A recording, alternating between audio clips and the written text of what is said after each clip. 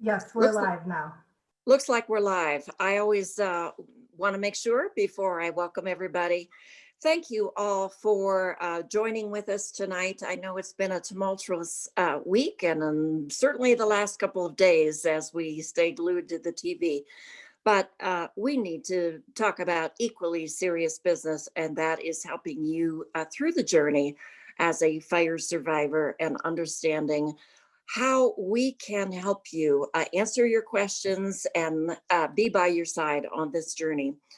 I really need to thank Field Representative Ariel Kubu-Jones, experienced field representative working with fire survivors. But she has scoped out the work, invited our panelists, and made sure that I have actually understand what's going on and the topic for tonight. And I really appreciate it. Thank you, Ariel. And Ariel, you're going to put your email address, I think, in the chat so that if people need to follow up and ask some questions, then they know how to reach you, certainly. And her email address is on the banner below the agenda for tonight. And I want to thank all of our panelists for agreeing to be here with us tonight. Like other fires, it is really important to answer your questions on debris cleanup and trees and lots of different topics that fill you with angst. We're going to have a little bit of rain, so a number of you are especially concerned about what the rain might do with some of our sensitive creek sheds. And so we'll have some discussion about that.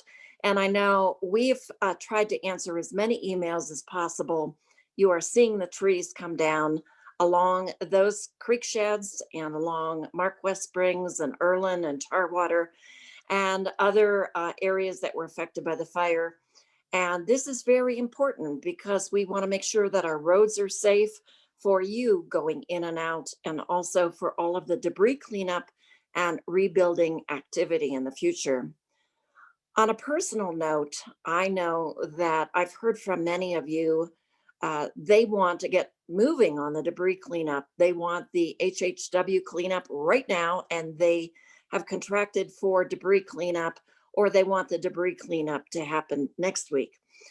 I would encourage you to breathe. And I relate my experience because, of course, you know, I lost my home in 2017. And I was at the tail end of the debris cleanup. The scale was different. We lost thousands of homes. They started with a debris cleanup at Coffee Park. I was at the tail end almost in Oakmont and Kenwood and then Glen Ellen. It did not impede my progress one bit. I was busy, of course, being supervisor, working with all of the fire survivors, but also contracting with builders, looking at designs for your new home. I was having intense conversations with insurance companies about exactly what we could afford to rebuild, and to check in with all of the other fire survivors to see if I could get my questions answered about trailers on the site, and the other activities that you need to consider if you are moving forward with the rebuilding. So I know you're anxious. I would encourage you to breathe a little bit, learn from others going through the debris cleanup process. You actually will learn a lot about how it's proceeding and how well it's handled, and some of the learning lessons that we have to share because we've now been through debris cleanup for 3 years, sadly. But okay, so let's get to it. And I want to again welcome my panelists. So this is the list of panelists that Ariel put on about how we communicate with you about important information. Please outreach to us so that we can notify you of these virtual meetings every other Thursday at about this time. And we'll be sharing information on the slides throughout this meeting. And we will send this information out to you, all of you on the list, in the next couple of days. Please share the information and please notify all of the neighbors and friends who may have lost home or had damage about the information that we have tonight. Also, know that we are recording this live and we will catalog it on our website so that you can refer back to it, because we're going to throw a lot of information out at you tonight. So let me work through some of the housekeeping. The chat and the questions and answered are turned off for this meeting. We ask folks to hold on to all of your questions until after the presentation so that we can get through the presentations, and then use the raise hand function on your Zoom screen, often in the right-hand corner, and you'll go down to the Zoom where it says raise hand. Ariel will be the moderator tonight, and she will notify you about turning off your mute so that we can hear you and that it's your turn to speak. So thank you for that housekeeping. I don't even have to tell you where the bathrooms are. Normally in meetings, we tell you where the bathrooms are. I think you know that. Tonight, we have staff from our state and federal partners and our county who are going to share information about debris removal. We also have asked PG&E representatives and the Transportation and Public Works staff here to talk about the tree removal that, as you may have noted, is actively ongoing.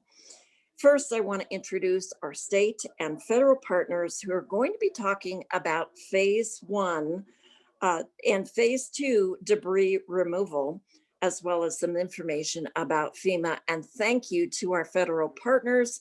We so appreciate the declaration of the federal disaster so that we could qualify for your help and the individual assistance that it triggers.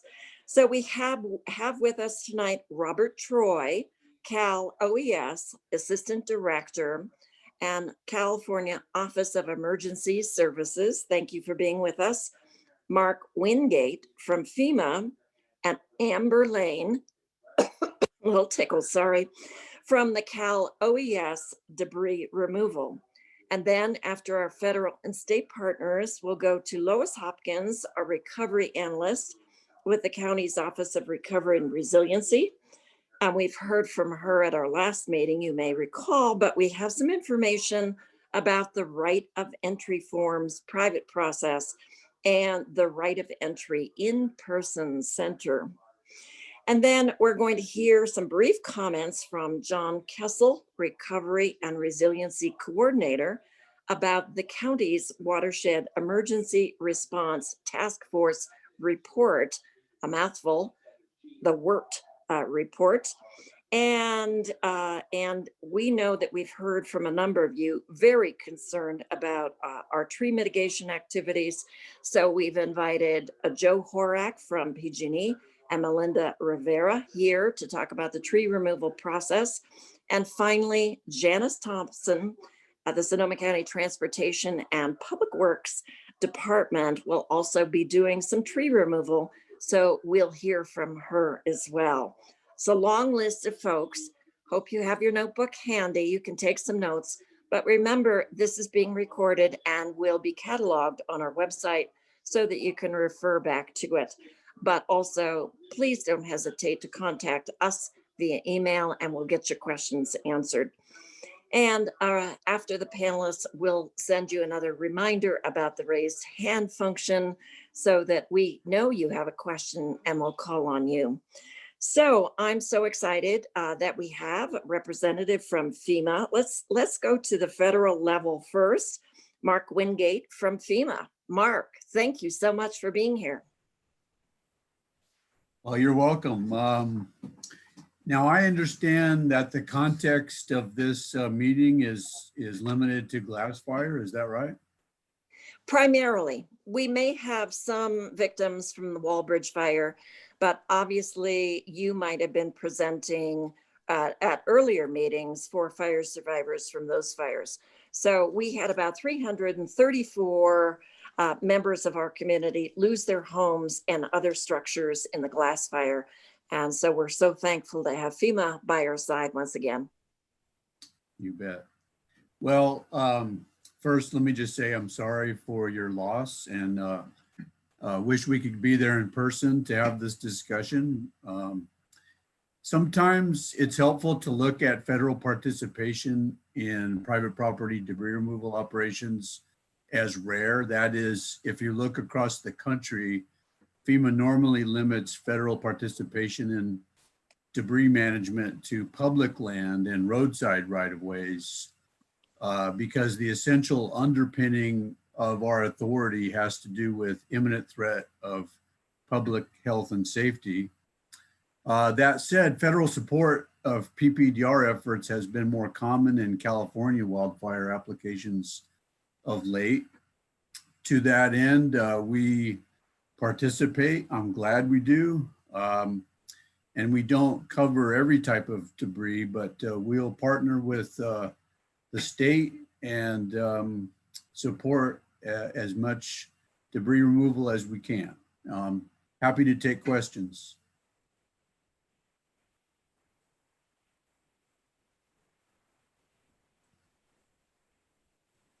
You need to unmute, Supervisor. I want to avoid distraction and I turn it off and then I forget. Thank you for being by our side once again. Yet another disaster in Sonoma County, but we're in capable hands. So let's move on to the CalOES, and I'm not sure which one of you wants to talk first. Is it Robert or yes, go ahead, Robert. Good evening, Supervisor Gordon. Thank you for the invitation to join you here this evening.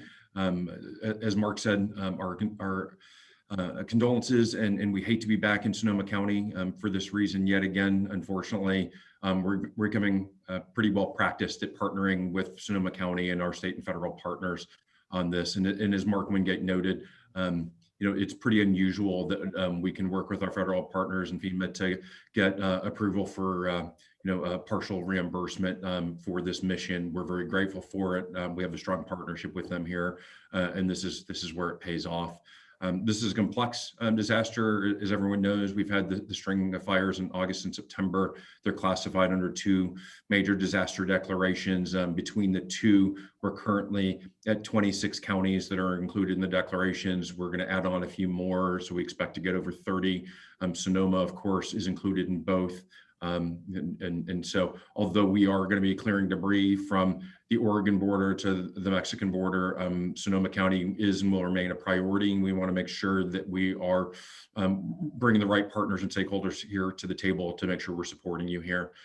So that is first and foremost. It will be complex. We've broken up this geographic operation into the branches. Our branch director, Amber Lane, is here, and her team will be supporting a number of counties, but we'll be based out of Sonoma County, and we'll be here to make sure that we're working together to meet your needs here tonight. So I'm going to turn to her. She's really the expert on this, but what I really want to stress is that even though because of COVID we're doing this remotely, you do have the full support of the state and federal partners here. And if there's anything you need, we're dedicated to bring them into the dialogue. The key to all of this is going to be communication, certainly at the governmental level, but also with our individuals and our families out there in Sonoma County. So this venue tonight is key to really kind of getting messaging out there, setting expectations, and hearing the feedback from survivors. So thank you for putting this on the night, and I'll turn it over to Amber Lane. Thank you, Robert, for describing your awesome responsibility in California. Seems like so much of California is on flame these days, and we know that you are stretched thin, but really appreciate you being here. Amber, it's delightful to meet you virtually. Thank you so much for your kind words and your introduction. Thank you, AD Troy, for your confidence in me. And first of all, I just want to start off by saying I'm so sorry that we're even here under these circumstances. I'm sure that you have a ton of questions, and I hope that we can answer them all. You have the support of an outstanding county that's very proactive. I've worked with them before in the backfill programs and other projects, and every time they're very on top of things, and please reach out to them. So Ariel, could you put my slides up, please?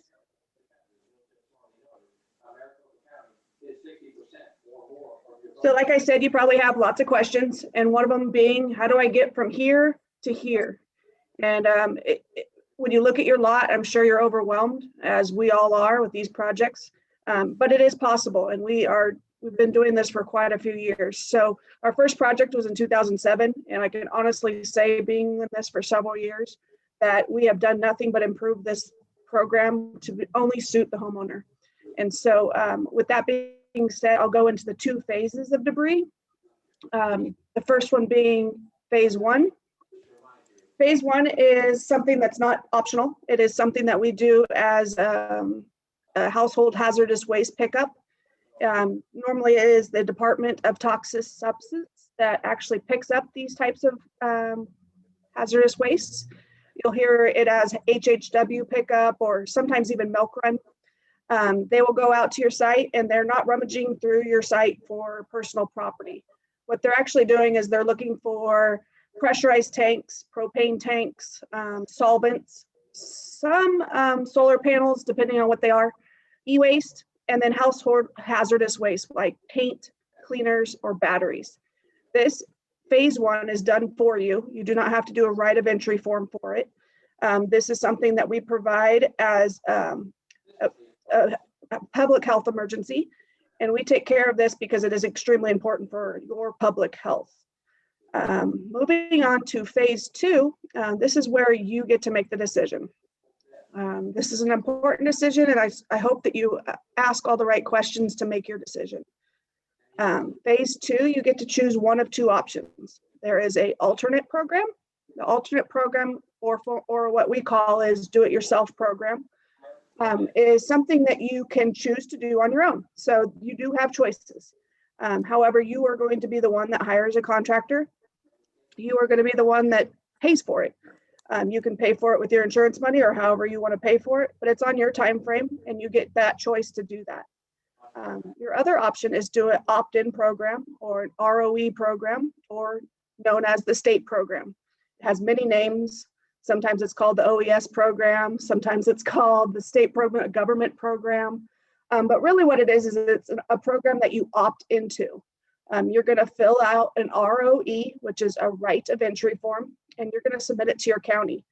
On that ROE, it's very specific. It tells you the process, but it also provides us with information about your lot. I also feel like the ROE gives you an opportunity to be an advocate for what you want done. So it's very important on those maps and those special comments and those gate codes that you provide us with the information that you feel is important. There's certain things on there like septic tanks, where's your well, where's my car, all that because you know your lot better than we do. So when filling out this ROE form, don't just rush to get it in there. Really take the time so that we can do our best job to help you. Cars are very important. So please put your car insurance on there. Please let us know if you want to keep your car. There is a process to keep your car. So if you want to keep your car, make it very clear on that ROE that you want to keep your car. We'll rinse it off, clean underneath the car, and put it on plastic. Once we receive your ROE, we'll schedule you. And honestly, this is an ROE-based system. So the more ROEs we have in your area, the more likely we'll be in that area because it's more convenient for our crew to drop. So once we do schedule you, we'll send a crew out for a site assessment. During that site assessment, we are going to document and map out your entire APN or your lot. On that, we will definitely mark wells and septics and where your cars are. We will take pictures. And what that is it's the beginning of your story with us. We like to document the beginning because we also document the end.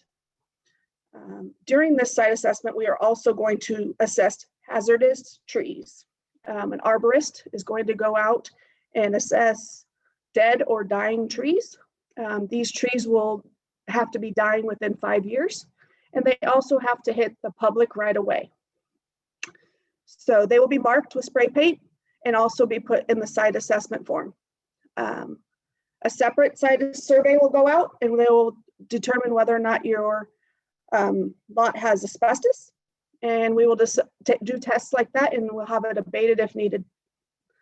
Once everything is clear and the asbestos is removed, if it has asbestos, we will move on to debris removal. I do have a little bullet points underneath debris removal, but that's just to tell you how we take the debris off the site. We do take it off into different categories.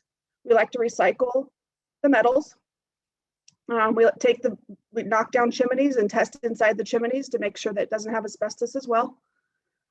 We do loads with ash and debris, and we also do foundations or concrete, mainly because they're very porous. One of the big questions with the state program is, are you going to take my foundation? And the answer is yes. And the reason for that is the heat of the fire makes this concrete very porous, and ash and debris and metals go through the concrete. And we've tested underneath the concrete and we still find metals. So we've learned that just by leaving the foundation, it does not prevent the health emergency. Once we take all the debris away in trucks like the one on the picture on the right, we wrap it up. It's called burrito wrap, kind of a funny name, but we wrap it up. And so that way, when we are driving down the street, dust is not flying over or heavy metals are not getting into your community. So we take lots of precautions to make sure this is as safe for all your homeowners and your community to rebuild. Once we are done with debris removal, we move on to soil sampling. During the soil sampling, we test your soil to make sure that it's to a healthy standard to move back onto. If for some reason it does not pass soil sampling, we will do a method called rescrape. Rescrape is something that we do to take anywhere from 3 to 6 inches off to get to the point where there are no more heavy metals. Once the soils are safe, we were going to move on to hazardous trees and fall trees, kind of like the other picture that's on there. Once we remove the trees, which we will take the trees with us because they are hazardous, we'll do a process called erosion control. This is where we spray a hydro mulch on your lot to prevent watershed or trenching when it does rain, and we'll put hay wattles around your footprint of your home or where your home was. At that time, we will have a state representative go out to your lot and we will do a walk. And the walk is something that we take very serious. The walk is something that we call a 3-year-old standard. A 3-year-old standard is, can a 3-year-old go on your lot and be safe? And again, it goes back to that public health emergency. If it's not safe for a 3-year-old to walk on, we are not finished. So that's just a little bit about debris removal, and I'm sure you have plenty of questions, and I'm happy to answer them at the end. So make sure you raise your hand, and I'd be happy to answer them.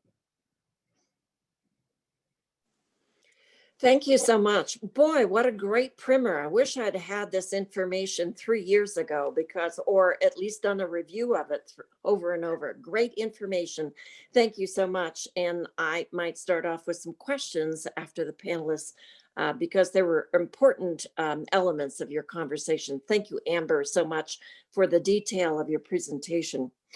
All right. Let's move to the county level, and I am so delighted and gratified to work with Lois Hopkins. I've known her for a very long time.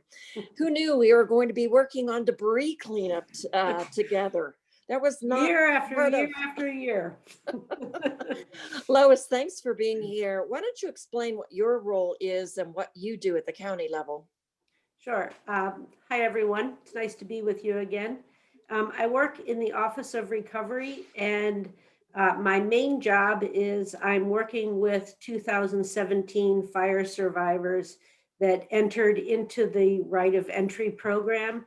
And one of the conditions of entering into the program is that you agree to turn over insurance proceeds to the state or the federal government. So I'm working with fire survivors to try and help them understand and work out what they need to turn over. So the county's role in the right of entry is twofold. There's phase 1, which, as Amber mentioned, is mandatory, and that is handled through the hazardous materials unit.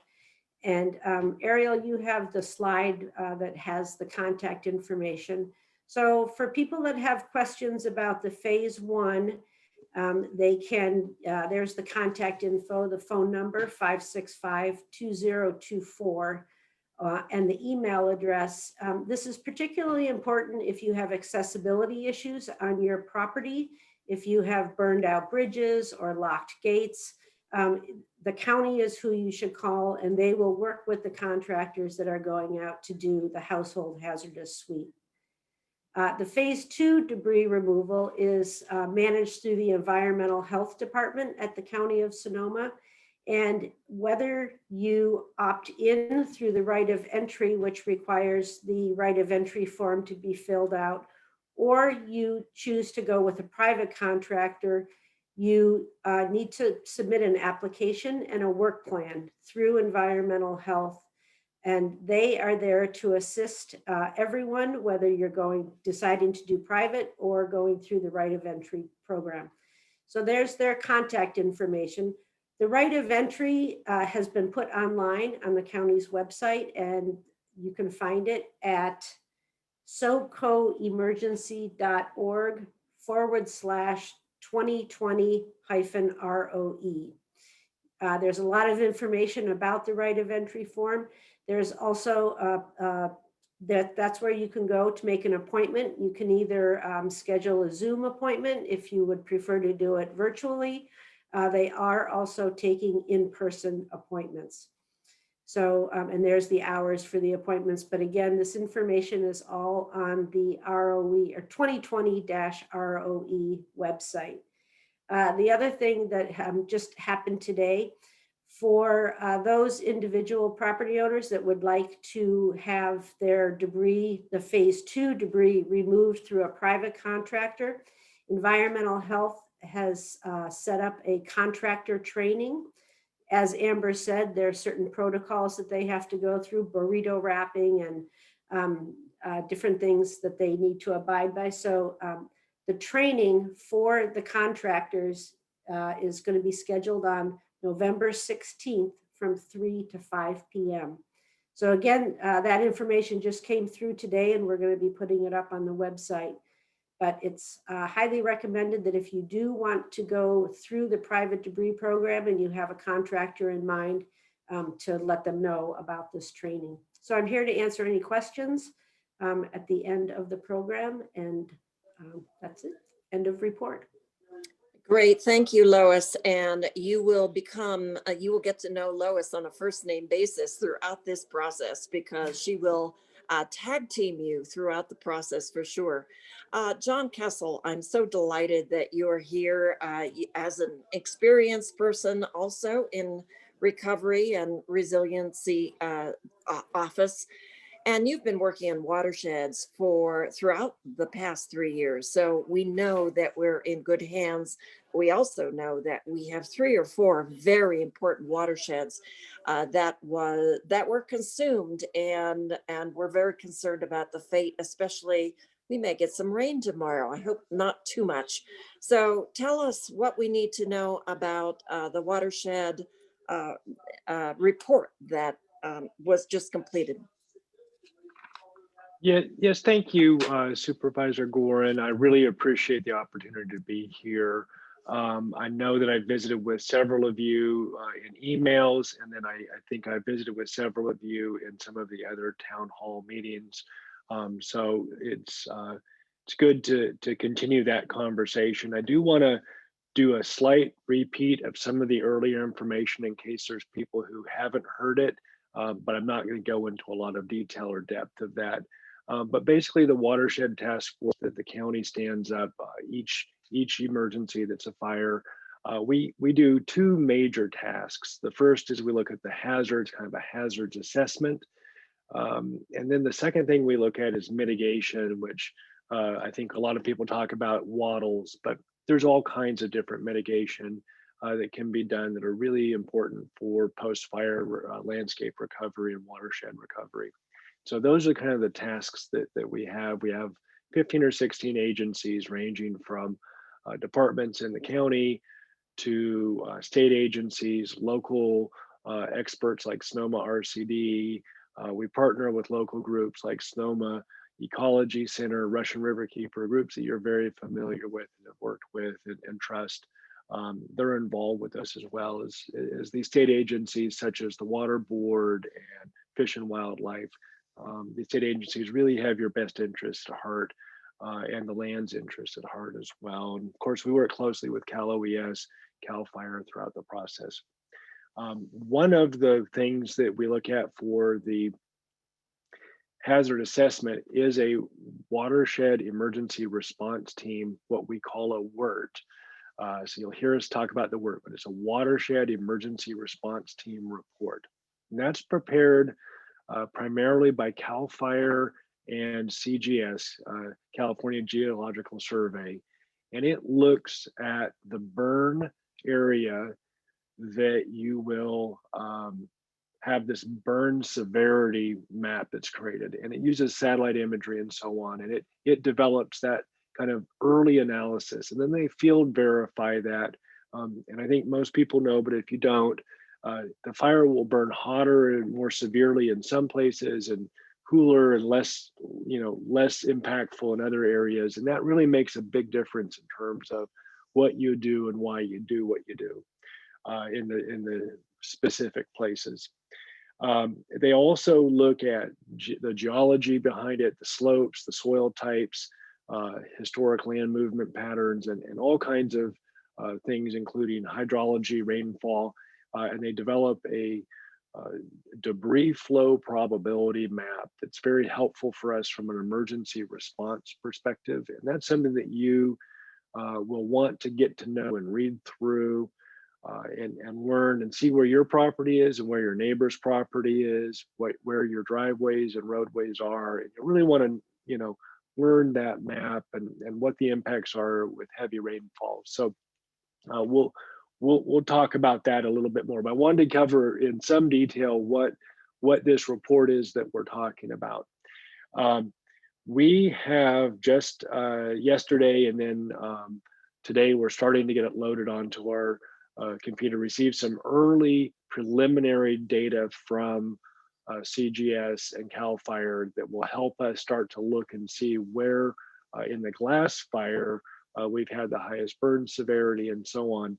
The final report's probably a week or two, could be a little bit longer out, but we've been assured by CAL FIRE that it's in executive review, which is a great sign. That means it's been written and it's going through that process to make sure it's accurate. The information that we will get from those reports, we will make available to you. So that will take place in a couple of formats.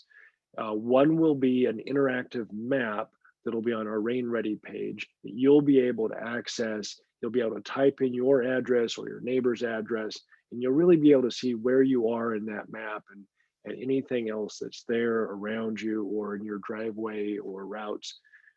And then there'll also be a link to the full report. And I really encourage you not just to look at the map, but to get that report and read through it. And certainly we will be there to answer questions. We'll be here with you in these meetings to talk about what those report items may mean. But that information is really critical to you. And I just want to kind of wrap up, because I know that we have so much presentation tonight. I could probably talk for 20 more minutes, but I won't. But I wanted to say that there's a lot of discussion around trees. I know that's coming up, and I have provided Supervisor Gore and Ariel and her staff some links to some good information. You've heard me say it again. One of the most important things you can do post-fire is go get technical assistance from experts who do this kind of work and can look, and you see the contact information on the screen. That's really important. There's also a couple of particular things around forest management. The Sonoma RCD at the bottom of the screen, they're really good for the larger lots. Some of you do own larger areas of land, 100 acres or whatever it may be. And you want to really do forest management. They are the group that you would really want to contact. Some of you may be concerned about timber, which is slightly similar to forest management, but it's a little bit different. Timber would be more of a question for NRCS, and I provided some contact information. And I can plug that into the chat as well if we don't have that on a slide. I will say that there is a permit that you would need to get if you're doing timber. That permit's issued through CAL FIRE Resource Management Office here in Santa Rosa. They can walk you through all those details. But you've got some good partners that can make sure before you ever get to that stage, that you've had some questions answered and you know what's going on. End of report. Thanks, John, so much, more than I expected, especially the information about the timber. I know we might schedule a better conversation about that because Ariel and Pat has done some driving up there looking at the acres and acres and acres of burned trees. And even Shauna Jones from CAL FIRE recommended that we explore possibilities regarding timber harvest. And if we're going to do that locally, we need to get on it because the trees will only have value for the next couple of years. So we'll do a special report on that at one of our conversations for survivors a little later on. So thank you. And we may have some more questions about that in the future. Absolutely. Here are the people that we love to hate, but I don't hate them. These are the folks from PG&E. Yay, our power is on, so I won't hate you. And Melinda, Rivera, and Joe Horak, thank you so much for being with us. And they take great delight in reminding me that we are going head to head about preserving trees while I was running for election as supervisor. And now I'm working with them and depending on them to remove trees, especially the dead and dying trees. So Joe, do you want to start off here? I was going to defer to Melinda to get us started, and then I always let the smarter one go first. Smart man. Thanks, Melinda, for being here. Hi, Supervisor Gorin. Ariel, please let me know if there are any issues with my sound or my internet connection. So tonight, Supervisor Gorin, I will just provide an update of the work that PG&E has done so far for the glass fire on the Sonoma County side of the glass fire for vegetation management as a result of the glass fire impacts and the work that has needed to be done. I have a report here from Veg Management, but also wanted to let folks know that we had nearly 800 power poles damaged and many, many miles of conductor wire and other equipment damaged as a result of the glass fire.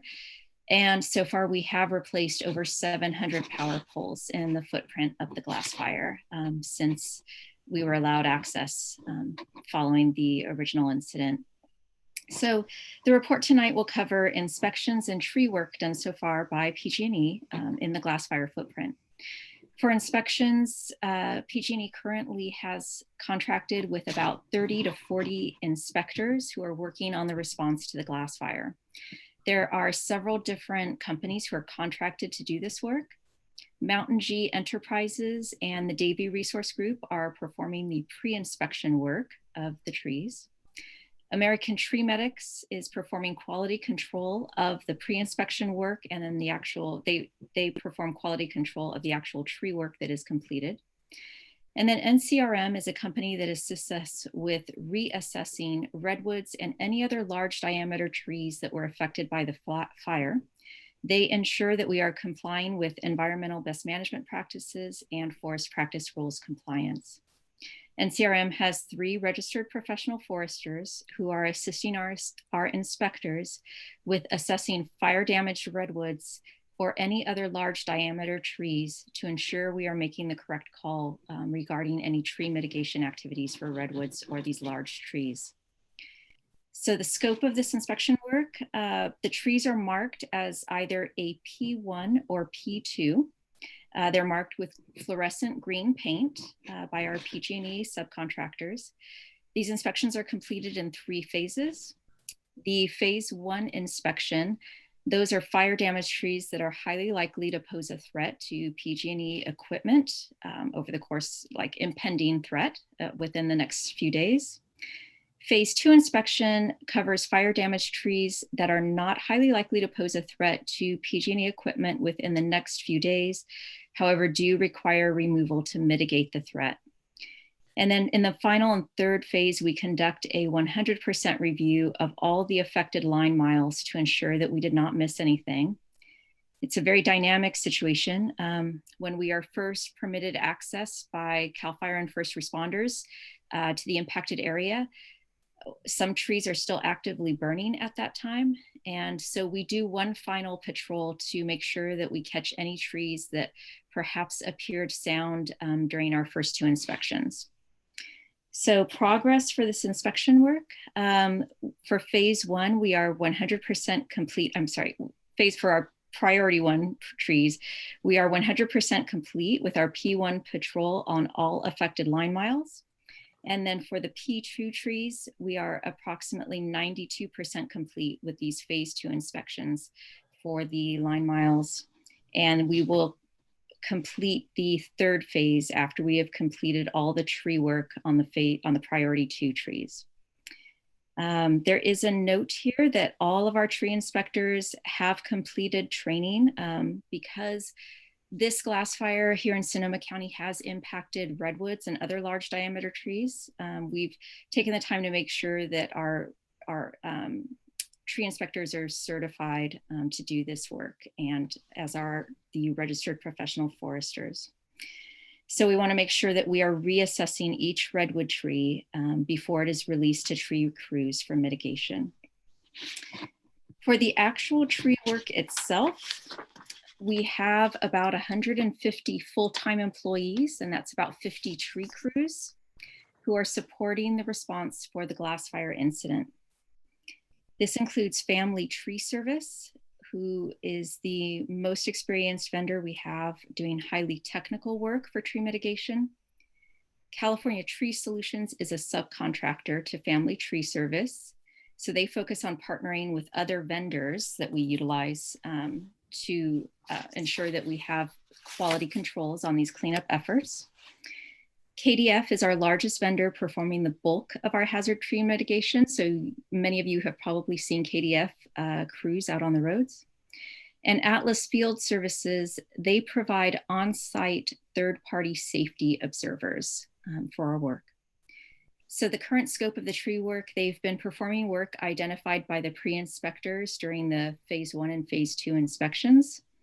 Many trees have also been mitigated in support of restoration and the maintenance and construction activities to accommodate new hardware as we go back and replace these poles and the conductor wire. The new hardware is for system hardening, so this often includes wider cross arms. It involves safe access for construction crews, many times taller poles, and the installation of tree wire. For our progress on this tree work, our intended completion date for PG&E's work on this is April. However, please note that this is pending access issues, any issues with particularly technical trees. So the phase 2 work is currently, hopefully will be completed in the spring. And right now we are focusing on cleanup before we resume our phase 2 work. So for phase 1, we are about 96% complete with our phase 1 tree work for all of our affected line miles for glass fire. And for the priority 2 trees, we are about 30% complete with our priority 2 tree work on all line miles. So once again, the third phase will begin after we have completed the tree work on those priority 2 trees. We're currently engaged in cleanup. This takes place after the trees are on the ground. Cleanup includes chipping and broadcasting or lop and scatter of all material that are 4 inches and smaller. Wood that is larger than 4 inches will be left on site in accordance with forest practice rules. Trees are felled whole or in merchantable lengths where possible. This is especially true with redwoods and any other large diameter trees. And trees that cannot be felled whole due to safety or environmental concerns will be pieced down at where it's safe to do so. So this concludes my report. And Supervisor Gorin, just please note, I am not a tree work specialist myself, but will be happy to follow up on any questions during the question and answer session. And we'll now turn it over to Joe Horak. Thank you. Well, I don't know. She certainly sounded like a tree expert. I think she's delivering a lot more than she's promising. Supervisor Thanks, Gorin, to Supervisor Gorin, I would say that too. I don't know what else I could add to that from it, but happy to do so. I wanted to make sure that there's a couple of points that when we're talking about this, you know, we're wanting to make sure we're working safely. We're wanting to make sure that wood is left safely and not blocking roads, not blocking access, and ensuring that we're doing good quality control all of on that. So when we're looking at going through and doing, before we even start the P2 process, we're going through and doing our quality control to make sure that those are trees that actually have to go. And then after we're done, if we do take those trees, we then go back in and look at that as well. To the environmental side, obviously, we're going to have to remove those trees that are in riparian areas. We had John mentioned a lot of the watershed in there. If those trees had fallen in those riparian areas, we're going to have to get those cleaned out of there and do that as quickly as we can. I know we all want rain, but now we're kind of in that middle part where we need to get a lot of work done before the rains, but we want rains, and we're sort of a split personality on that. So. But I wanted to emphasize that as we're going through this now, and the questions will continue on as we get into the next few months, that we want to work with all of our customers out there, have them understand what we're doing. Making sure our notifications are appropriate. We don't want to go onto property when folks don't understand while we're there. So we want to make sure that the doors of communication and notifications are open. Our veg crews are out knocking on doors, leaving door hangers, things of that nature, just to make sure that everybody's notified. But I know that some people may not be there. We want to make sure that we're being very diligent on making sure we're not showing up someplace without knowledge of the homeowner and the landowner on that. So we'll continue to work for that, but we also want to make sure that we send that flare up to make sure that everybody knows about that. So happy to answer questions as we go along and get into it even now and into the future as this conversation continues. I think you're on mute, Supervisor Gorin. Thank you.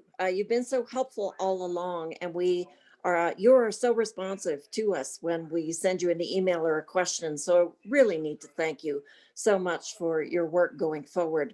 And now there is another entity that removes trees, and that's Transportation and Public Works. Janice, thank you so much for being with us tonight. Usually your counterpart, Director Hoverts, is answering some of the questions, but I am so glad to see your friendly face. So tell us what TPW is doing in these watersheds. Yes, thank you, Supervisor Gorin. And for our audience members, I am sorry you are suffering through yet another disaster in Sonoma County. I'm Janice Thompson. I'm with Transportation and Public Works. I'm the Deputy Director of Engineering and Maintenance. And TPW's role in this disaster, we're focused on the roads. We maintain the county roads. And so our phase one response is we partner with CAL FIRE for burn tree removal. So our first course of action is as soon as the roads are open, our maintenance crews are on those roads performing tree removal for emergency road reopening purposes. So we have been there and we continue to be there into today. I will say we have reopened all of the roads with the exception of St. Helena Road is open to local residents only, which speaks to the amazing high volume of material that we are removing to safely reopen the road. So that's our phase one response. And that includes assessment and removal of extremely high-risk trees that affect the public right-of-way. That's our focus, is that county road right-of-way. So we are wrapping that phase up. However, we are still on all of the roads doing the tree debris removal work. Next, we will move into ditch reestablishment, where we open up the existing roadside ditches. And then we will finish with the hydro mulch. Again, our work is limited to county right-of-way. So that's a brief explanation of TPW's role, and I'll be here to answer your questions. Thank you. We really need to thank all of you for taking your time tonight to begin the conversation. And I want to assure our fire survivors that we'll probably invite you back for additional conversations as we go forward, because you gave us a lot of information tonight.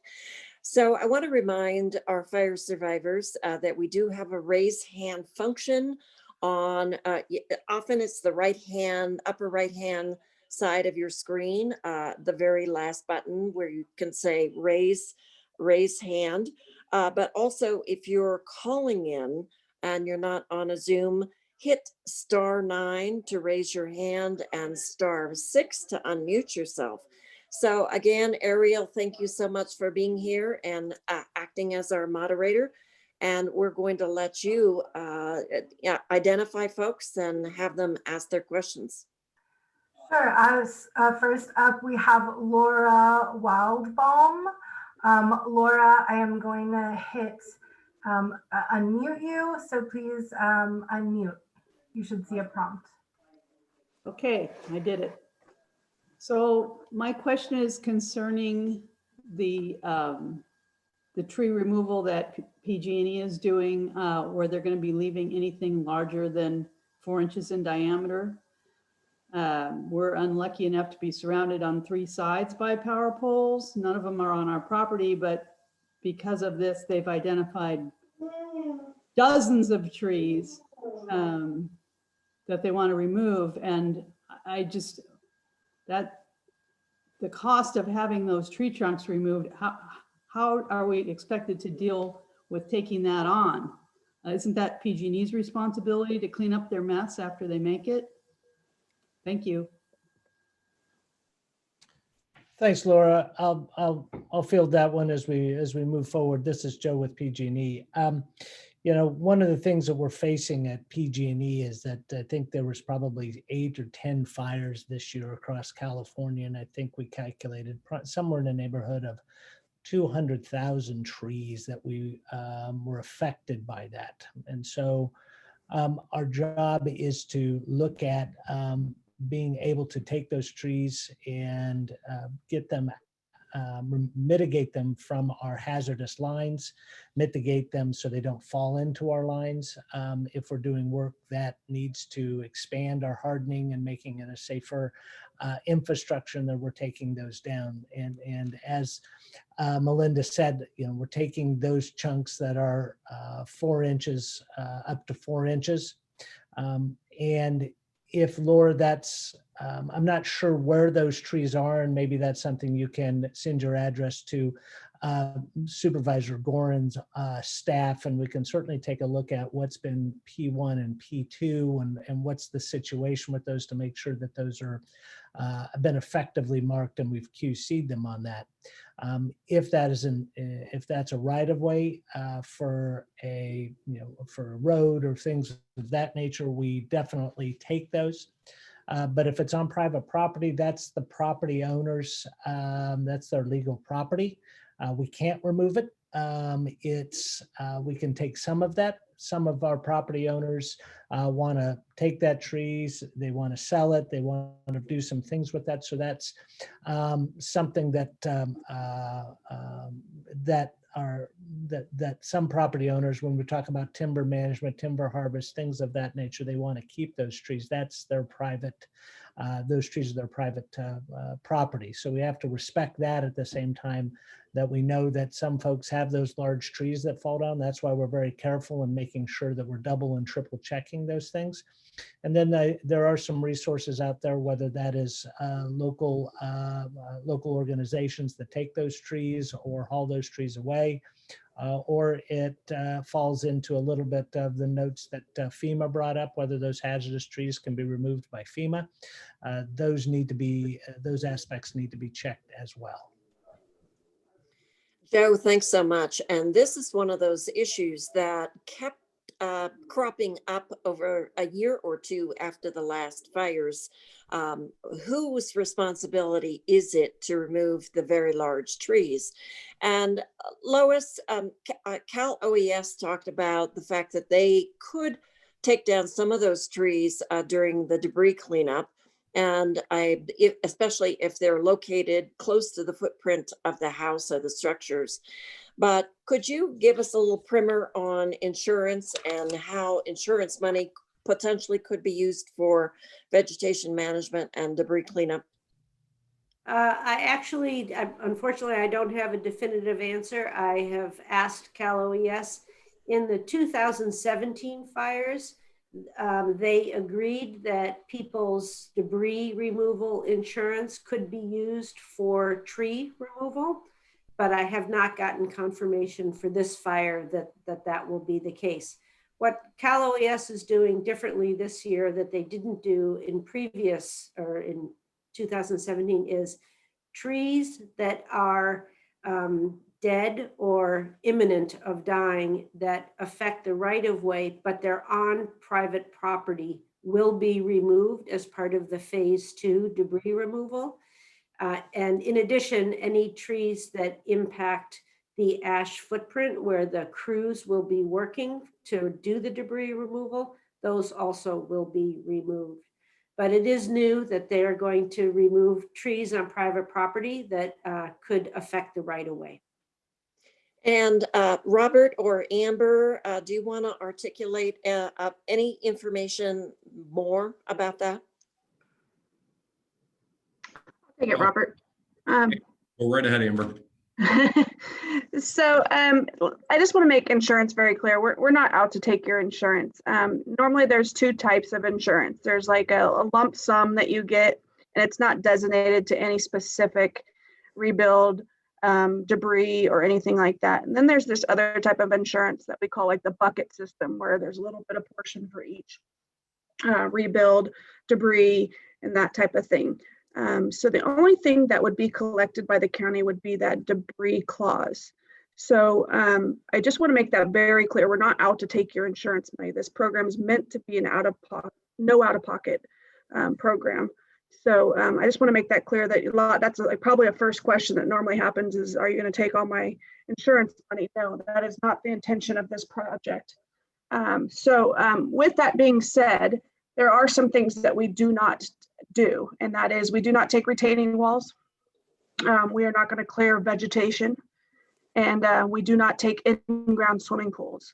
So with that being said, the only thing that we would take would be what is left of your debris clause after you do what you want to do for debris.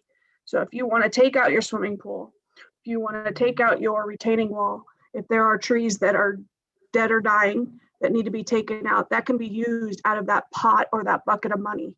Then whatever's left goes to the county. So I just want to make that very clear, that we are not out to take your money. This is supposed to be an out-of-pocket, and we're there to do a job, and our program is very specific, and it doesn't really alter off that. So. And thank you, Amber. And just a note of caution for our fire survivors, you're not expected to earn your PhD in insurance and debris removal tonight. We'll have additional conversations or a repeat of conversations, and please let us know what your questions are. These are the toughest questions that fire survivors have to navigate through, as well as the inventory of contents and the structure. The insurance policies are really, really complicated. We will have someone from the United Policyholders and the Insurance Commissioner on our next call, I believe. Ariel, next question. Sure. It's someone named David, no last name. David, I am going to ask you to unmute.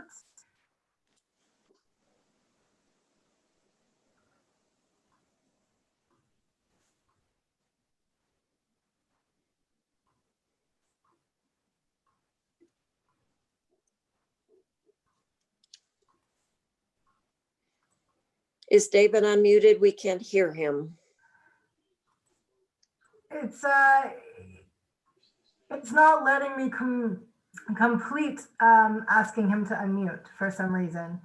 So David, I am going to try, I'm going to move on to the next person. I'm going to try to come back to you. So next we have Tim with no last name as well.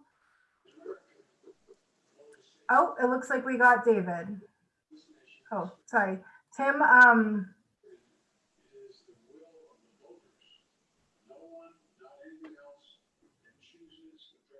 we love Zoom if it works. This is part of the Zoom that doesn't work quite so well. Okay, David or Tim, could you ask your question? so I'm sorry, I think there's something wrong with my connection because it just won't transition from ask to unmute. So is there Lois, can I make you a co-host and you can try? Sure, I can try. I've never done it before. A Zoom first, there's many. In public, live on Facebook. Okay, if you can look at the participants, the participant list, you should see folks with their hands raised floated to the top. Okay.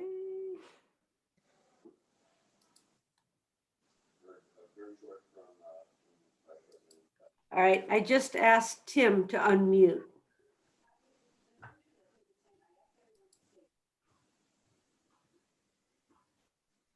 Tim, go ahead and ask your question. Hopefully we can hear you. It looks like he's still muted. I'm going to move on to Kit. She has And her if hand people raised. stars, if they may also need to star Yes, hi, 6. can you hear me? Yes. Great. My question relates to actions that are taken prior to the phase 2 debris removal and whether it may impact eligibility or our ability to claim the debris coverage from insurance companies. Specifically, I'm thinking about some of the private attempts to wattle and control erosion on the property that we're pursuing with the Sonoma Ecology Center, given that we're located at the confluence of 2 creeks and the houses were very close there. So I just am concerned. I would be interested in understanding if there's any action we might take that could invalidate our eligibility for the phase 2 cleanup or create kind of disputes with our ability to get that coverage. Amber, do you want to take that or would you like me to? You can take it on behalf of the state program. So you are welcome to wattle your footprint. However, those wattles will not stay there. They're going to be contaminated once water runs through them. But we don't want you to obviously go add to the debris. We do not want you to move your debris. It's a public health emergency and we need to keep that in mind. Oftentimes people do want to go back and see if they can find something, and I completely understand that. We do ask that you do that safely. And by safely, I mean coveralls, booties, N95 masks, and then dispose of all that and make sure that you rinse off afterwards. So I do understand you're wanting to look through your stuff to see if you can find anything. However, I do not want you to sort your metal. I don't want you to pull out of the footprint. All those things can make you ineligible in the state program. But just to confirm, placing wattles does not count as adding debris to the site. Is that correct? As long as you're not putting them in the footprint, which would drag obviously the heavy metals out of the footprint, I cannot see why that would be a problem. But I do understand if there is ash and debris runoff, those wattles aren't good and they will need to be disposed of. Thanks, Kit. A really important question, especially as rains are approaching. And Amber, thank you for your information. Next question, please. All right, I have Laura Waldbaum. Laura already asked a question. Are there other Oh, people? I'm And then we can sorry. come back to Laura. Sure. So I have Stephanie Gleason. Stephanie, could you unmute? Yeah. If you, oh, good. Yes, I'm here.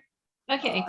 So my question is, does the state have any resources for someone who had an unpermitted small cabin with no insurance for phase 2 cleanup? I think phase 1 we're going to get, but phase 2 we're kind of concerned about.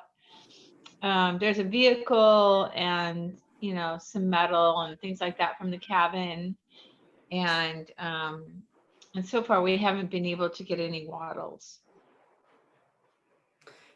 So Amber can add on to my understanding, Stephanie, is that you should fill out a right of entry form and go ahead and submit that. And the county will look at it and get back to you as to whether or not you could participate in the phase 2 program. It's definitely worth it to fill out the right of entry form and submit that. Thank you for that, Lois. Okay, thank you. Is your cabin more than 120 square feet? 300. 300. So it's an eligible structure within our program. So you asked, I think, 2 questions, and that you said you had not received wattles yet. I'm not sure how that has to. Well, the state program only places wattles once we are done with cleaning up debris. We don't place them ahead of time. So I think that's 2 separate questions, maybe for someone else. Maybe Jim could handle that one, but your cabin is eligible based on the square footage of the structure, along with the metal and the car that was burnt. So I just want to make that very clear. Please do fill out an ROE form and we'd be happy to assess your lot for you.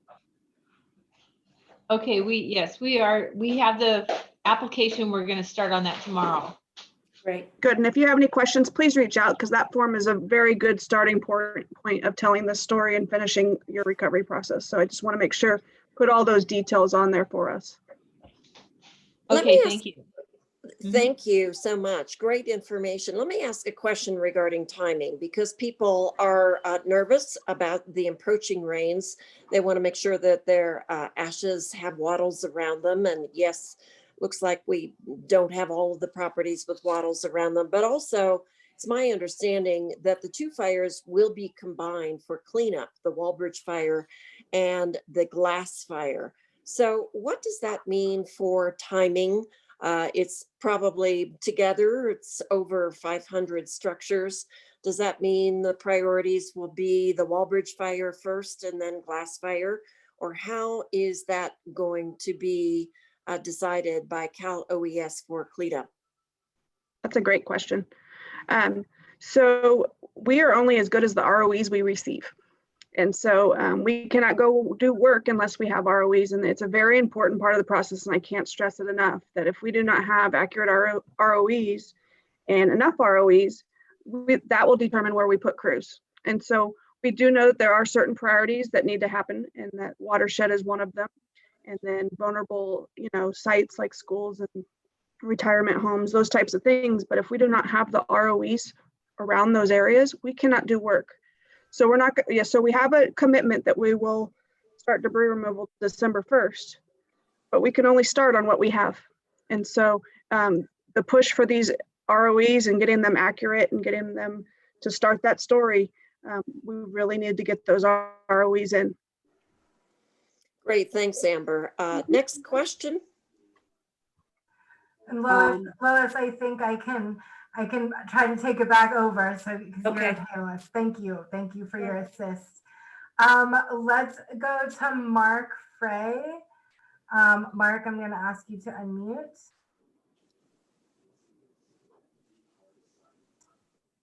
It looks like you're unmuted, Mark, so go ahead.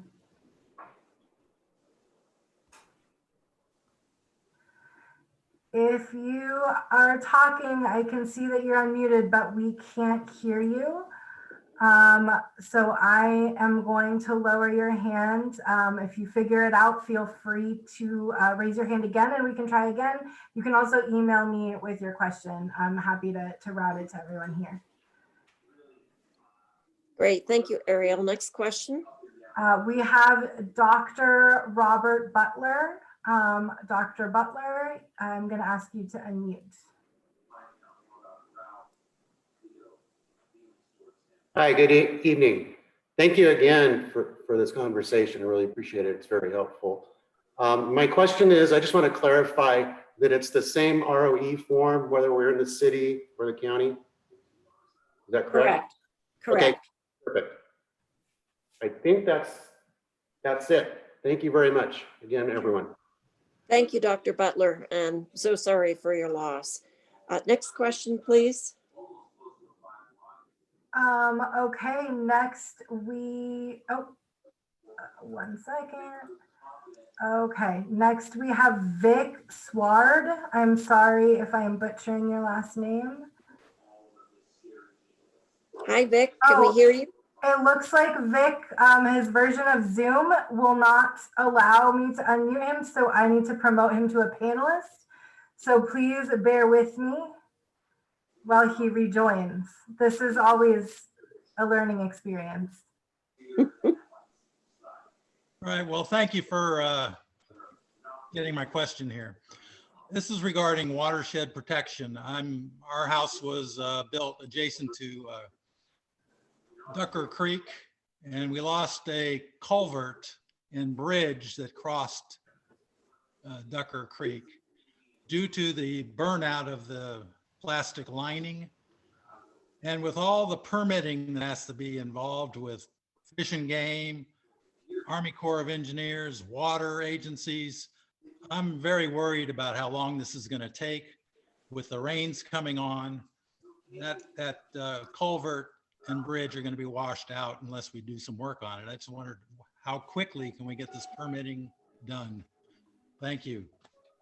Thanks, Vic. You're right. It is complicated, but we have some experts in the county. So, John, is that in your purview? How do we approach this? Yeah, it really is, and it's more in the purview for Permit Sonoma, who is not on this particular call. I will say that Nathan Quarles is the individual that you would want to visit with, and we can provide you that direct contact.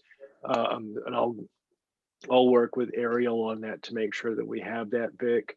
And then I would say that as far as getting some technical assistance, that's the kind of thing that I would go directly to NRCS with bridges and culverts and see if they can get an eye to look at that for you. They usually do that for free, and they can really point you in the right direction. And they may be able to assist with that permitting as well. So that's my recommendation. And from the fires 3 years ago, we lost over 70 bridges, and we've had a lot of citizens become experts in replacing bridges, and FEMA has become experts in providing emergency bridges to access and do debris cleanup. So I'm wondering, CalOES or FEMA, do you have any good advice on what kind of services you provide for individuals who may have lost a bridge?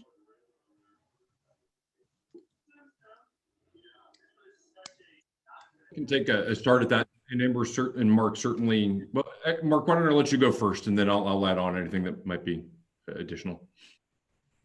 Well, I mean, the idea is to participate as much as we can on debris removal. So, you know, on a case-by-case basis where you have a property with limited access because there's a bridge that's out, you know, I think we'll do all we can to participate in, you know, bridging that shortfall, no pun intended. And, you know, that way we can access the parcel to, you know, maximize debris removal. Thanks, Mark. I really appreciate that. And I know that FEMA did provide temporary bridges for properties so that you could access and complete the cleanup. But I also know that we had a couple of properties that were really late in being cleaned up because of the complexity of the bridges and the width of the creek. And yes, you're right, all of the permitting involved. That's why we love having FEMA on our side. We will have folks from Permit Sonoma on future conversations regarding inspections for well, septic, and permitting for bridges. And who is responsible for the culvert replacement? I don't know whether that's a county maintained creek. Some of them are, but is this a private property owner responsibility? Do we know? If you're asking Vic that, I moved him back to attendees. So unfortunately, and that's fine. I'm playing stump the chump to see who has any kind of answers for this constituent. It would depend on if it's in a public right of way or easement or not typically. And so a lot of the culverts on private driveways or private roads, or where the private property goes to the creek, where the creek is on private property, those are the responsibility of the homeowners typically. And so I think really, I will also say for those, you know, Vic is very aware of his culvert that's burned out, that's plastic. I will also encourage people, if you're not aware, the plastic culverts can actually melt, and it looks like it's still there, but if you drive over with a heavy vehicle, it can collapse. It's very dangerous.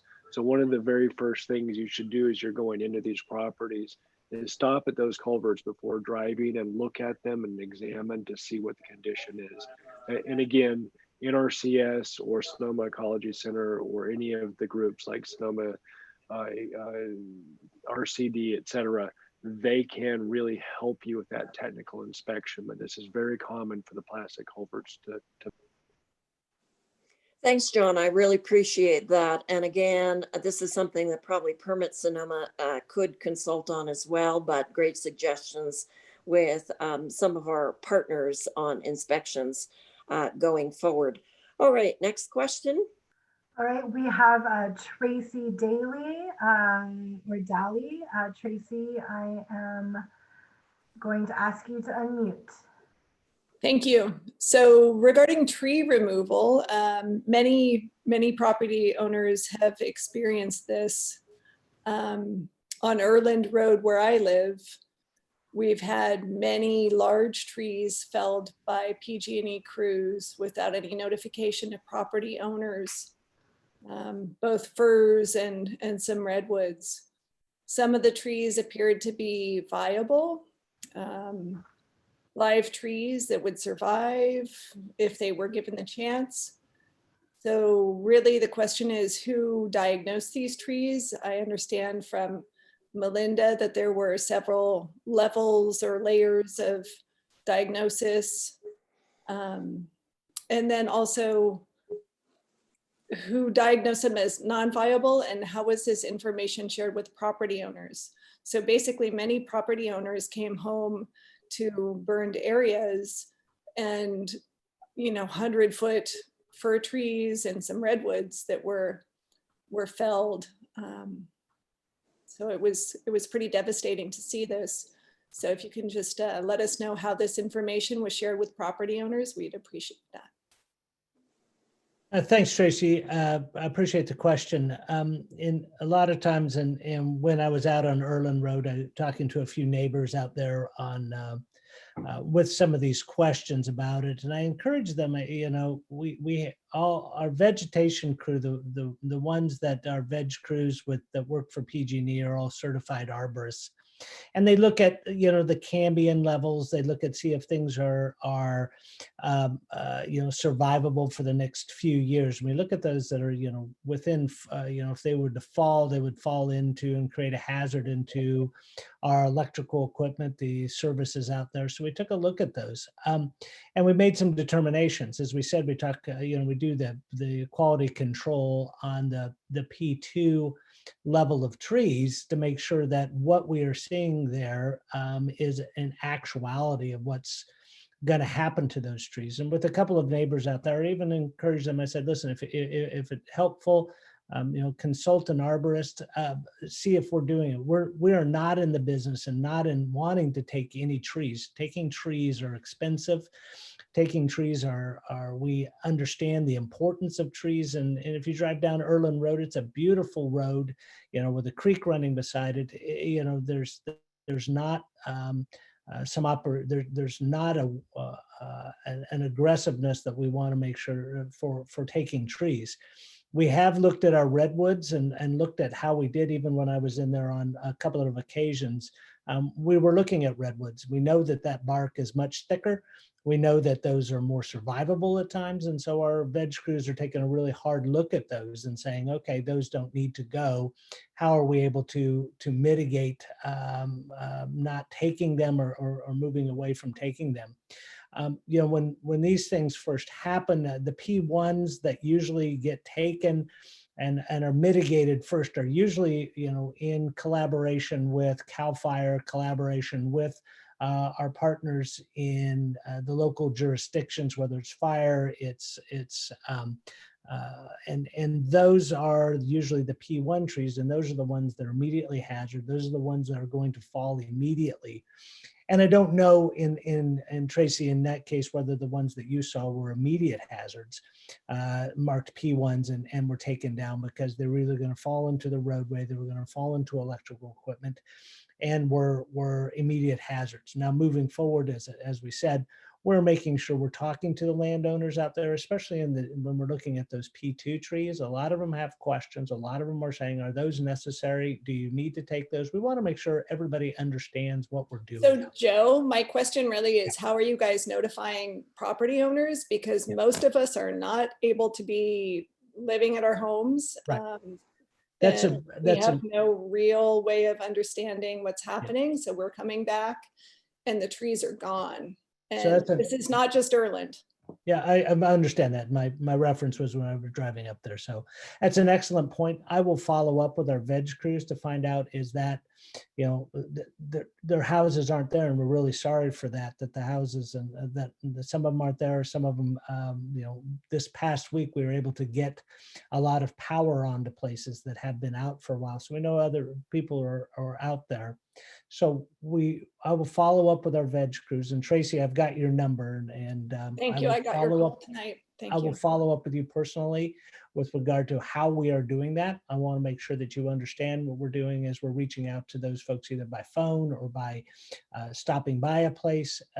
If they're there, if they're not there, how are we following up with them to make sure that they have an understanding of what's going on? Okay, I appreciate that. I'm also speaking for others, as I mentioned, who have no, they have no contact point, they have no information, and they're coming home to visit their devastated homesteads that have, trees that have been felled that they feel should have been left. So I'll let it go at that. So thank you. And Tracy, I just want to say, I think those are excellent questions. It is such a beautiful watershed along St. Helena Road, Erland Road, Tarwater. It's just incredibly devastating for me to so much devastation up there. And I know the challenges with communication for sure. So we will note that this is going to be a continuing conversation with our fire survivors, PG&E, and the county, because you're going to have more questions as we go forward, as will we. So Joe and Melinda, if an individual like Tracy or a group of neighbors have some questions, is there an opportunity for them to outreach directly with you to get more discrete answers or more complete answers? So yes, Supervisor Gorin, thank you for asking, and I apologize. I forgot to ask Ariel to cue us up with the slide earlier. So for folks who do need a contact number, we have this number here on the screen. I will also read it out if people are just listening via phone. The phone number to call for us, for those of you who have been impacted by the glass fire, who have questions about our vegetation management activities and our tree mitigation and our PG&E poles and equipment, please call 1-877-295-4949, or you can also email us directly at wildfiresafety@pge.com. So that number is up on the screen. Again, please call us 1-877-295-4949. Thank you. Thank you, Melinda and Joe. We really appreciate your attentiveness on this. It is concerning because we love the trees, especially in this area. And I think the same would be true with our Transportation and Public Works Department. Janice is always available to answer your questions. And Janice, do you want them to contact you directly, or should they contact us and then we'll refer it to you? Yeah, it's best if they contact your office, Supervisor Gorin, and then you're welcome to refer them to us. Happy Great. Thank you. And this will be a continuing conversation, absolutely. Ariel, do we have any other questions? We do. I'm going to go to Ann Dowd, and you should see a prompt. Hello, this is Patrick Dowd. I'm Ann's husband. Hi, Patrick. Hello, thank you all for participating. We had to vacate our property due to total destruction. So we lived at 8869 St. Helena Road in Santa Rosa. My phone number, reachable at any time, is 415-867-3797.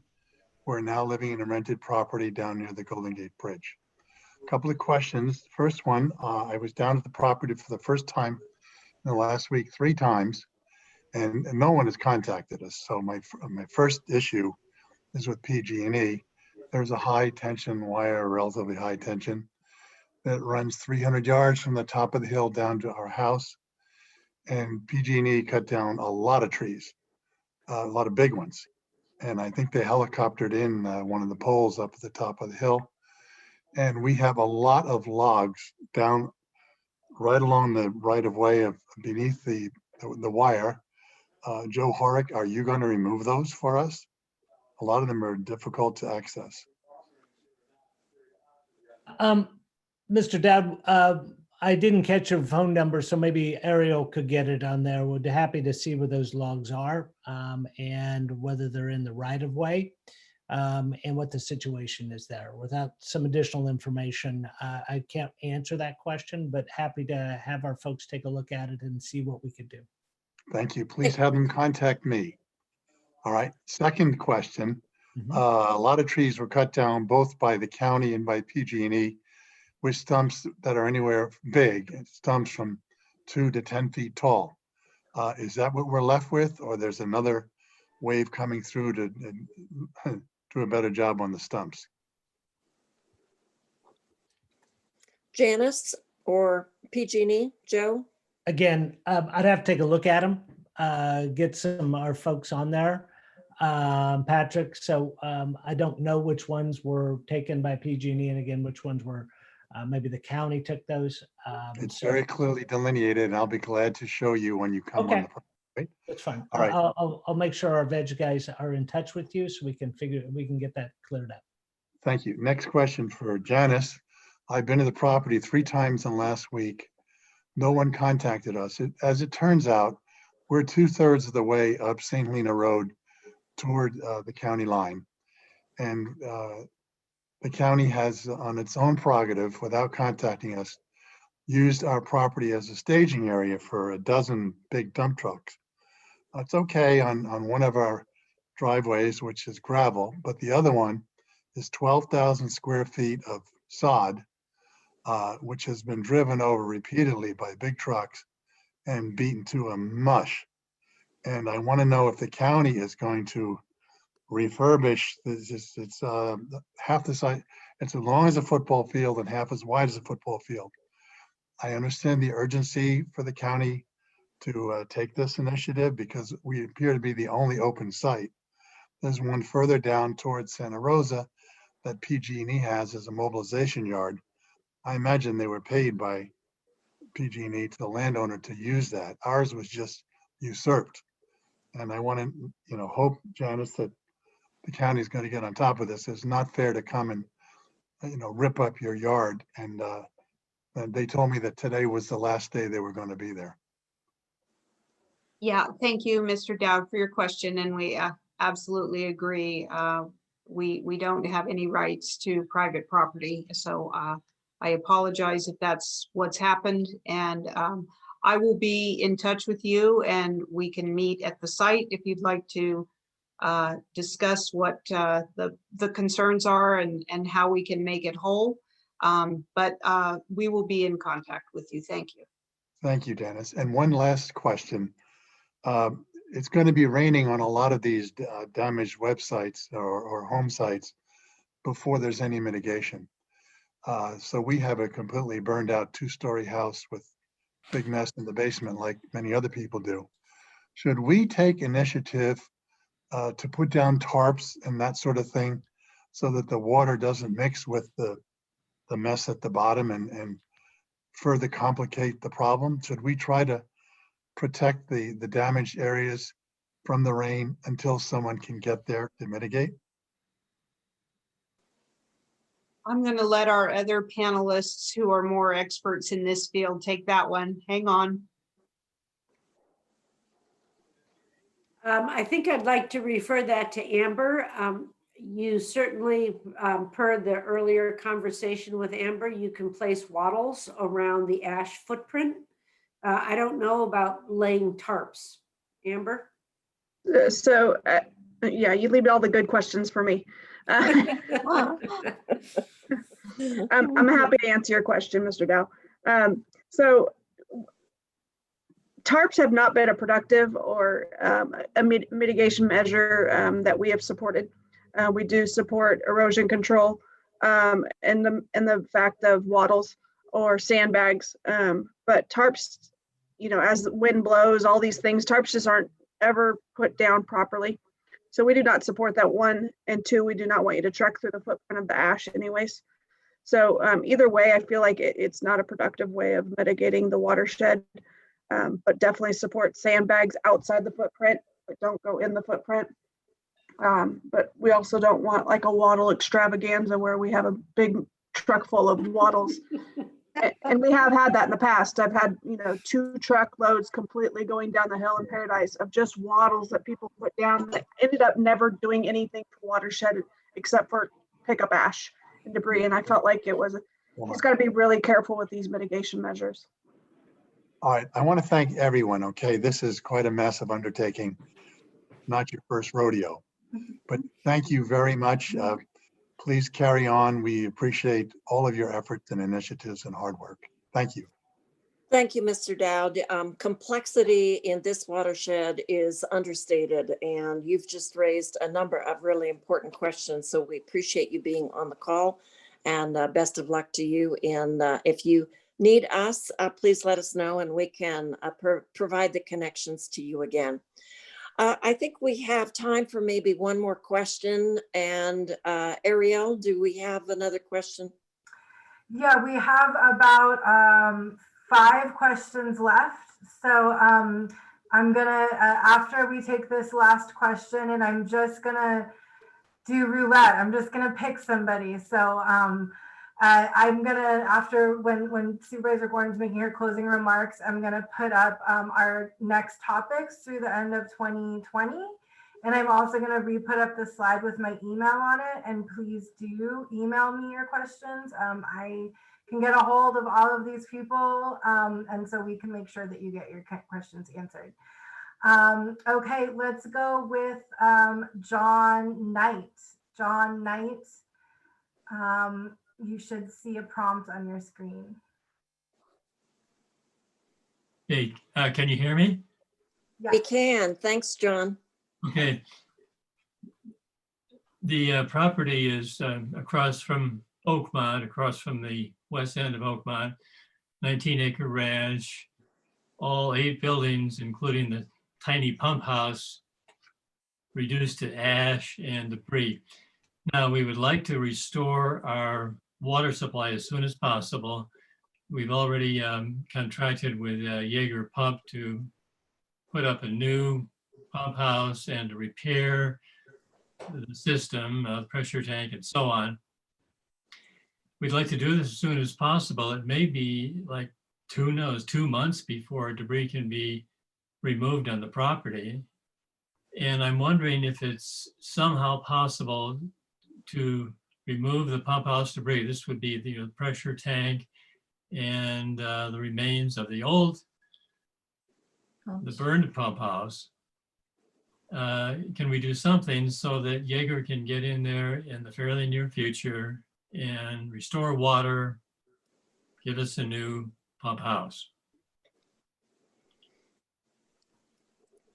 Thanks, John. And who might have the answer to that question? I know it is difficult to allow access on a property in anticipation of the household hazardous waste, and we don't exactly know where the priority for this property is for the collection of HHW. But Lois, can you give us some help here?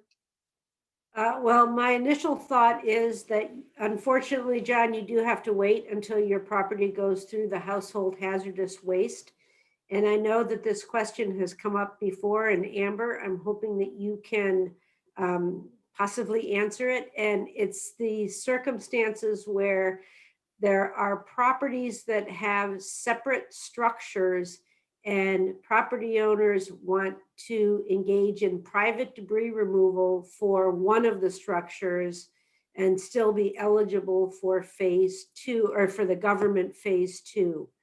I think that's what John is describing. And also, John, as far as the well and the septic, you should contact Permit Sonoma. They will do water testing to make sure that the water is potable. But Amber, if you could add any insight into that issue where they wouldn't disturb the ash footprint of the residents, but maybe some of the outbuildings they would like to engage in private debris removal. Okay, so when we leave a lot, we like to certify it based on the standard that we set. And so if we divide the property up and part of it's done private and part of it's done in our program, the state program, it makes it very hard for us to certify someone else's work.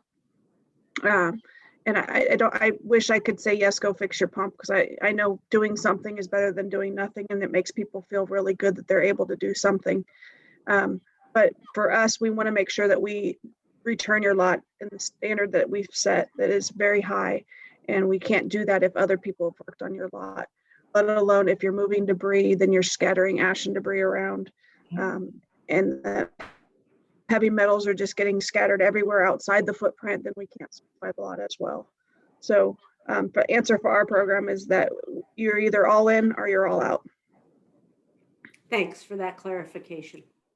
And I think the other question that many people would want to know is, you've given us some preliminary timeline. You hope to be completed with the HHW, maybe in 2 or 3 weeks, and then the rest of the debris cleanup in a couple of months. It's frustrating for folks in this circumstance because they do want to get onto the property and restore water or repair fencing. Is there any way that, and I know the right of entry form is critical, but is there a way to provide some priority for some folks in special circumstances? So yes, we do have a very aggressive timeline. This inland branch that has 6 counties, we're going to try and do them all at the same time. And we're going to base it on how the counties do submitting ROEs. And so yes, we are going to take priorities from the counties, and I always have this theory that if everything's a priority, nothing's a priority. Right.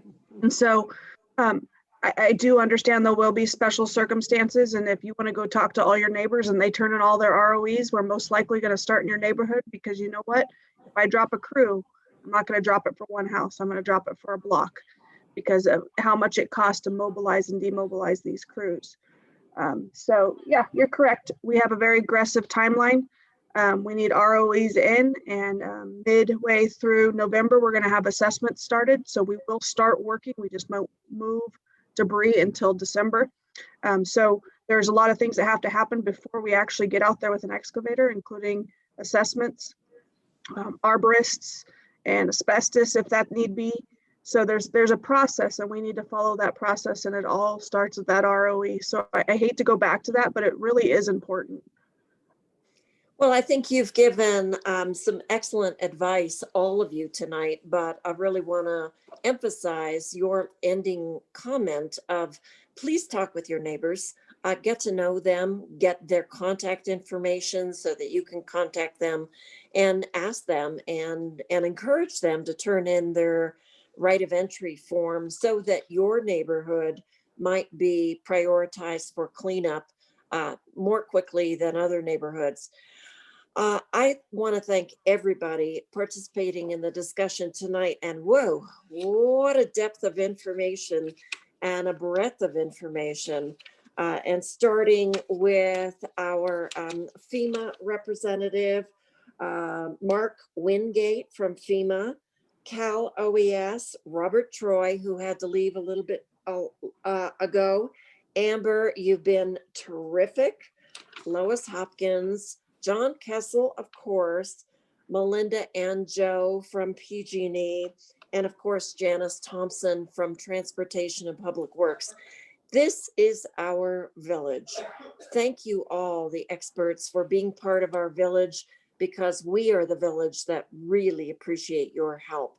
And absolutely want to thank Ariel Kubo-Jones, field representative for me and the District 1 team, and her address is there below. If your question didn't get answered, please don't hesitate to ask her, send her your question, and we will get you the answer as quickly as we possibly can.